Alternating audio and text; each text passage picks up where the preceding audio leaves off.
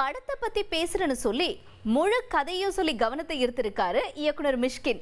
தங்களோட படம் ரிலீஸ் அப்போ சுவாரஸ்யத்துக்காக கதை திரைக்கதை பத்தி பெரும்பாலான இயக்குனர்கள் பெருசா வெளியே சொல்ல மாட்டாங்க. ஆனா மிஷ்கின் அசால்ட்டா தன்னோட கதை இதுதான்னு அப்படியே ஒரு நிகழ்ச்சி மேடையில அழகா நரேட் பண்ணிட்டாரு. விஜய் சேதுபதி ஸ்ருதிஹாசனை வச்சு ட்ரெயின் அப்படிங்கிற படத்தை இயக்குறாரு மிஷ்கின்.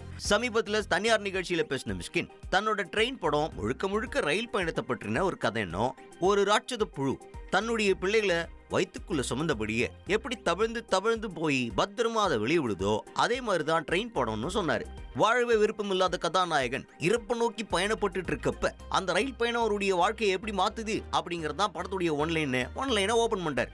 இது மட்டும் இல்ல, இந்த ட்ரெயின்ல நான் பயணிக்கலன்னா என் வாழ்க்கை ரொம்ப மோசமா இருக்கும் அப்படின்னு ஹீரோ சொல்றதுதான் கிளைமேக்ஸ்னு படத்தோட கதை கிளைமேக்ஸ்னு எல்லாத்தையுமே அப்படியே ஓபன் பண்ணிட்டாரு மிஷ்கின். இதை கேட்ட ஃபேன்ஸ் மிஷ்கின் எப்பவுமே செம்ம கட்சரிக இயக்குனர்னும் நிச்சயமா இந்த படம் ஒரு ஃபீல் குட் மூவியா செம்மையா இருக்கும்னு புகழ்ந்துட்டு இருக்காங்க.